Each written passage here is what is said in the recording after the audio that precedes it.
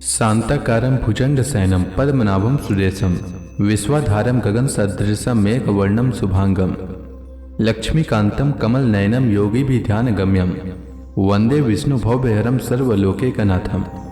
मंगलम भगवान विष्णु मंगलम गरुड़ध्वज मंगलम पुंडरीकाक्ष मंगलाय तनोहरि। ओम नमो भगवते वासुदेवाय। आज का दिन आप सभी के लिए मंगलमय हो। आइए सुनते हैं अधिक मास कथा का अध्याय 7। सूत जी बोले, हे तपोधन, आप लोगों ने जो प्रश्न किया है वही प्रश्न नारद ने नारायण से किया था। सो नारायण ने जो उत्तर दिया वही मैं आप लोगों से कहता हूं। नारद जी बोले, विष्णु ने अधिक मास का अपार दुख निवेदन करके जब मौन धारण किया तब हे बद्रीपते, पुरुषोत्तम ने क्या किया सो इस समय आप हमसे कहिए। श्री नारायण बोले, हे वत्स, गोलोकनाथ श्री कृष्ण ने विष्णु के प्रति जो कहा वह अत्यंत गुप्त है, परंतु भक्त, आस्तिक, सेवक, दम रहित अधिकारी पुरुष को कहना चाहिए। अतः मैं सब कहता हूं, सुनो। यह आख्यान सत्कीर्ति, पुण्य, यश, सुपुत्र का दाता और राजा को वश में करने वाला है और दरिद्रता को नाश करने वाला एवं बड़े पुण्यों से सुनने को मिलता है। जिस प्रकार इसको सुने उसी प्रकार अनन्य भक्ति से सुने हुए कर्मों को भी करना चाहिए। श्री पुरुषोत्तम बोले, हे विष्णु, आपने बड़ा अच्छा किया जो मलमास को लेकर यहाँ आए। इससे आप लोक में कीर्ति पाएंगे। आपने जिसका उद्धार स्वीकार किया उसको हमने ही स्वीकार किया, ऐसा समझे। अतः इसको हम अपने समान सर्वोपरि करेंगे। गुणों से, कीर्ति के अनुभव से, षडैश्वर्य से, पराक्रम से, भक्तों को वर देने से और भी जो मेरे गुण हैं उनसे मैं पुरुषोत्तम जैसे लोक में प्रसिद्ध हूं, वैसे ही यह मलमास भी लोकों में पुरुषोत्तम करके प्रसिद्ध होगा। मेरे में जितने गुण हैं वे सब आज से मैंने इसे दे दिया। पुरुषोत्तम जो मेरा नाम लोक तथा वेद में प्रसिद्ध है वह भी आपकी प्रसन्नता का अर्थ आज मैंने इसे दे दिया। हे मधुसूदन, आज से मैं इस अधिक मास का स्वामी भी हुआ। इसके पुरुषोत्तम इस नाम से सब जगत पवित्र होगा। मेरी समानता पाकर यह अधिक मास सब मासों का राजा होगा। यह अधिक मास जगत पूज्य एवं जगत से वंदना करवाने के योग्य होगा। इसकी पूजा और व्रत जो करेंगे उनके दुख और दारिद्र्य का नाश होगा। चैत्रादि सब मास सकाम है, इसको हमने निष्काम किया है। इसको हमने अपने समान समस्त प्राणियों को मोक्ष देने वाला बनाया है। जो प्राणी सकाम अथवा निष्काम होकर अधिक मास का पूजन करेगा वह अपने सब कर्मों को भस्म कर निश्चय मुझको प्राप्त होगा। जिस परम पद प्राप्ति के लिए बड़े भाग्य वाले यति और ब्रह्मचारी लोग तप करते हैं और महात्मा लोग निराहार व्रत करते हैं एवं दृढ़ व्रत लोग फल, पत्ता, वायु भक्षण कर रहते हैं और काम क्रोध रहित जितेंद्रिय रहते हैं, वे और वर्षा काल में मैदान में रहने वाले, जाड़े में शीत, गर्मी में धूप सहन करने वाले मेरे पद के लिए यत्न करते रहते हैं। हे गरुड़ ध्वज, तब भी वे मेरे अव्यय परम पद को नहीं प्राप्त होते हैं, परंतु पुरुषोत्तम के भक्त एक मास के ही व्रत से बिना परिश्रम, जरा और मृत्यु रहित उस परम पद को पालेंगे। यह अधिक मास व्रत संपूर्ण साधनों में श्रेष्ठ साधन है और समस्त कामनाओं के फल की सिद्धि को देने वाला है।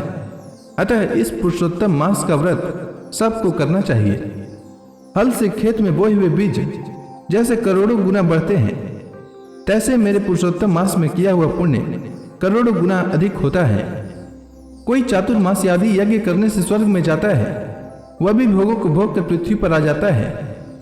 परंतु जो पुरुष आदर्श विधि पूर्वक अधिक मास का व्रत करता है वह अपने समस्त कुल का उद्धार कर मेरे में मिल जाता है, इसमें संशय नहीं है। मुझे प्राप्त होकर प्राणी पुनः जन्म मृत्यु, भय से युक्त एवं आदि व्याधि और जरा से ग्रस्त संसार में फिर नहीं आता। जहां जाकर फिर पतन नहीं होता सो मेरा परम धाम है। ऐसा जो वेदों का वचन है वह सत्य है, असत्य कैसे हो सकता है। यह अधिक मास और इसका स्वामी मैं ही हूँ और मैंने ही इसे बनाया है। और पुरुषोत्तम, यह जो मेरा नाम है सो भी मैंने इसे दे दिया। अतः इसके भक्तों की मुझे दिन रात चिंता बनी रहती है। उसके भक्तों की मनोकामना को मुझे ही पूर्ण करना पड़ता है। कभी कभी मेरे भक्तों का अपराध भी गणना में आ जाता है, परंतु पुरुषोत्तम मास के भक्तों का अपराध मैं कभी नहीं गिनता। हे विष्णु, मेरी आराधना से मेरे भक्तों की आराधना करना मुझे प्रिय है। मेरे भक्तों की कामना पूर्ण करने में मुझे कभी देरी भी हो जाती है, किंतु मेरे मास के जो भक्त हैं उनकी कामना पूर्ण करने में मुझे कभी भी विलंब नहीं होता है। मेरे मास के जो भक्त हैं वे मेरे अत्यंत प्रिय हैं। जो मनुष्य इस अधिक मास में जब दान नहीं करते वे महामूर्ख हैं, और जो पुण्य कर्म रहित प्राणी स्नान भी नहीं करते एवं देवता तीर्थ द्विजों से द्वेष करते हैं वे दुष्ट अभागी और दूसरे के भाग्य से जीवन चलाने वाले होते हैं। जिस प्रकार खरगोश के सिंग कदापि नहीं होते, वैसे ही अधिक मास में स्नान आदि न करने वालों को स्वप्न में भी सुख प्राप्त नहीं होता है। जो मूर्ख मेरे प्रिय मलमास का निरादर करते हैं और मलमास में धर्माचरण नहीं करते वे सर्वदा नरकगामी होते हैं। प्रति तीसरे वर्ष पुरुषोत्तम मास प्राप्त होने पर जो प्राणी धर्म नहीं करते वे कुंभी पाक नरक में गिरते हैं और इस लोक में दुख रूप अग्नि में बैठे स्त्री पुत्र पौत्रादिकों से उत्पन्न बड़े भारी दुखों को भोगते हैं। जिन प्राणियों को यह मेरा पुण्यतम पुरुषोत्तम मास अज्ञान से व्यतीत हो जाए वे प्राणी कैसे सुखों को भोग सकते हैं। जो भाग्यशालिनी स्त्रियां सौभाग्य और पुत्र सुख चाहने की इच्छा से अधिक मास में स्नान, दान और पूजन आदि करते हैं उन्हें सौभाग्य, संपूर्ण संपत्ति और पुत्रादि यह अधिक मास देता है। जिनका यह मेरे नाम वाला पुरुषोत्तम मास दानादि से रहित बीत जाता है उनके अनुकूल मैं नहीं रहता और न उन्हें पति सुख प्राप्त होता है। भाई पुत्र धनों का सुख तो उसे स्वप्न में भी दुर्लभ है।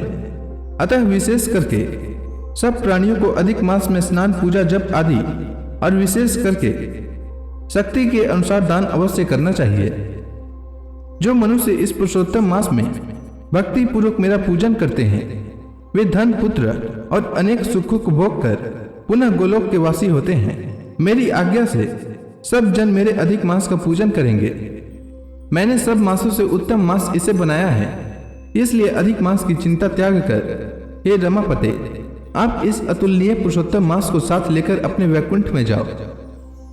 श्री नारायण बोले।